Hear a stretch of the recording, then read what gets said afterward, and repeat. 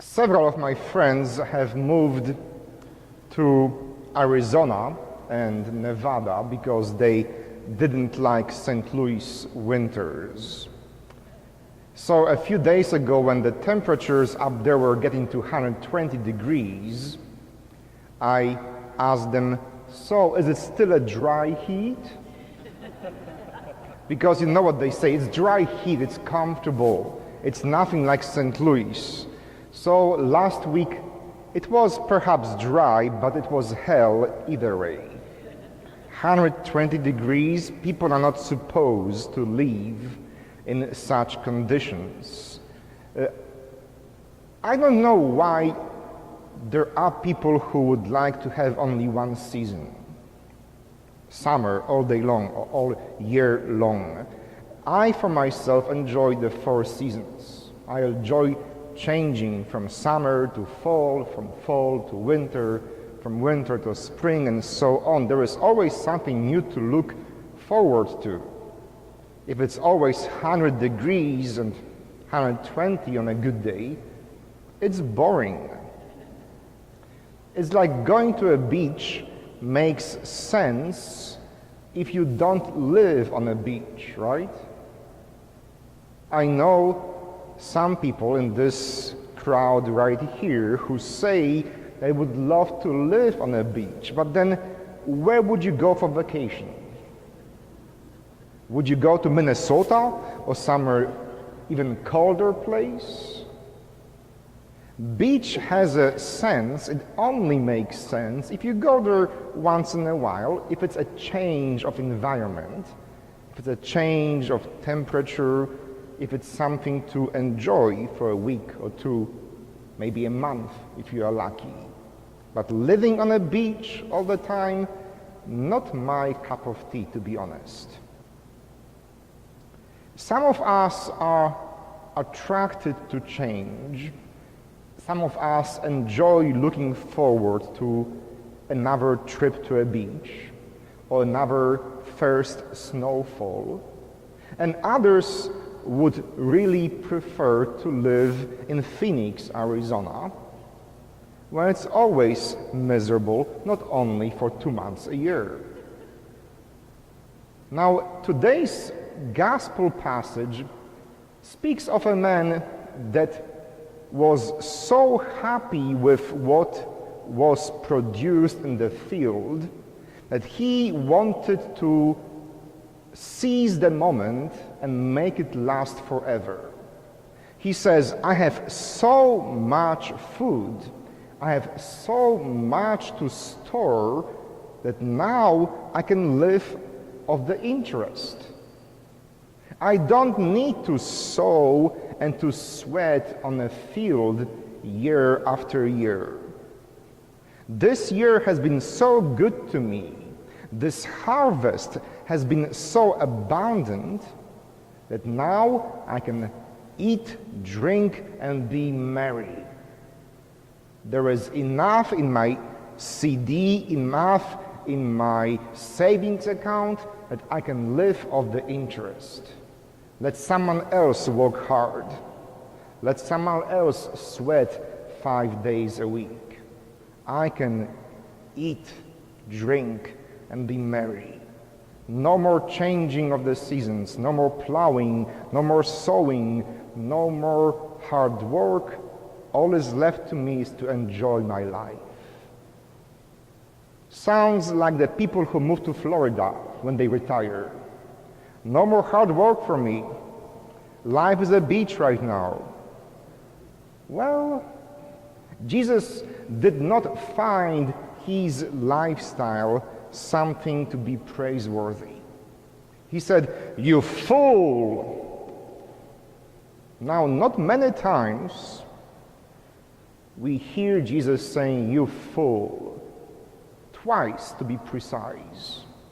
Once when he's really annoyed with the priests and preachers who twist the Bible to make their twisted point. And the other place, here, "You fool." You think, eat, drink, and be merry? Today, your soul will be demanded of you. You think that your life can be all comfortable, beachy life? Not so fast. In the first reading from the book of Ecclesiastes, Kohelet, which basically in Hebrew means a preacher or a wise man, perhaps Native Americans would call it medicine man or medicine woman. Kohelet says, vanity of vanities, all things are vanity. And then Kohelet makes almost the same point that Jesus made in the gospel. What point is there to sweating every day, to working hard, if at the end it will not be yours? If at the end your ungrateful children will inherit it, the ones that never come and visit you, the ones that call you maybe on Mother's Day once a year. What point in all this labor? And so he concludes, vanity. It's all vanity. It's all junk. It all makes no sense. What then makes sense?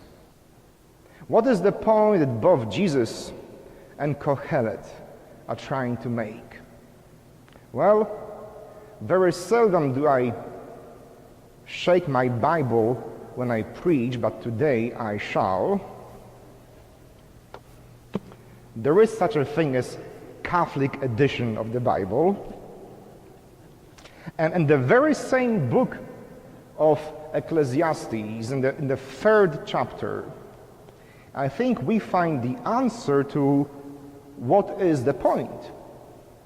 What is the meaning of all the labor, sweat, and all the sacrifices we make? Perhaps not everything is vanity, as the first chapter in Ecclesiastes appears to suggest. You know this text, Ecclesiastes chapter 3, you all know this by heart the moment I said the first sentence. For everything there is a season, and a time for every matter under heaven, a time to be born and a time to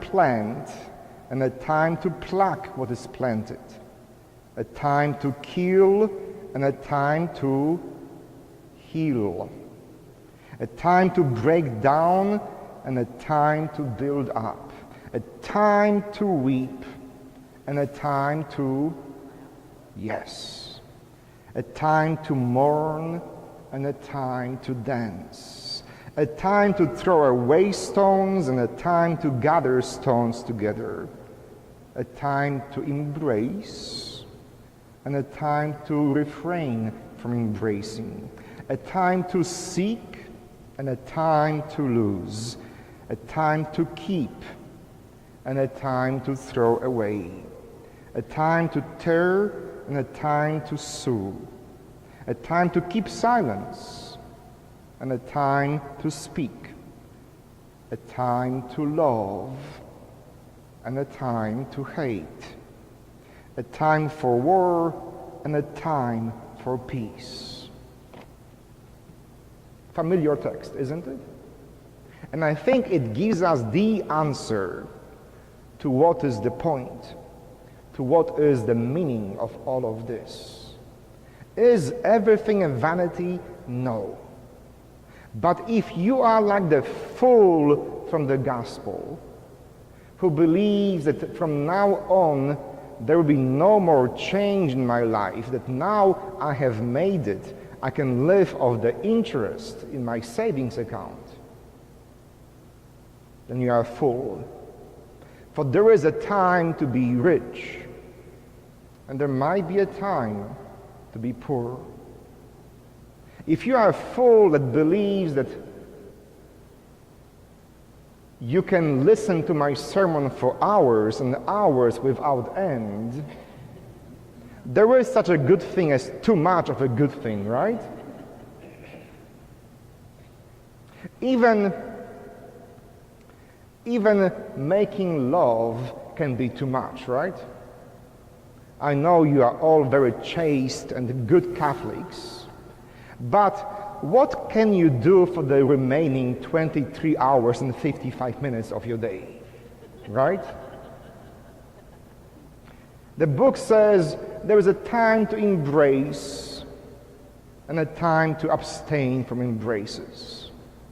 You cannot stop the time and believe that now you can eat, drink, and be merry and nothing ever will change.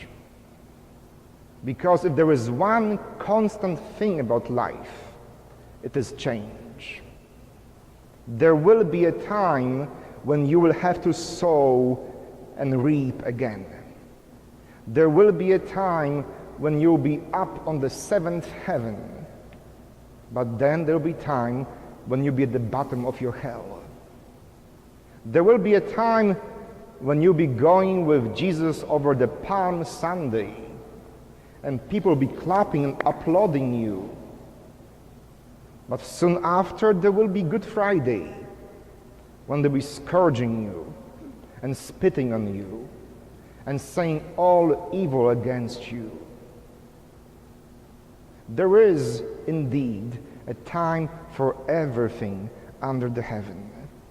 And if you want to seize the day and hold it forever in your hands, you are a fool, and that is a vanity. I know we enjoy saying, seize the day, carpe diem, right? But my version, that began as a broken English, my version of this is, don't seize the day, squeeze each day. Squeeze as much as you can of the good days in your life.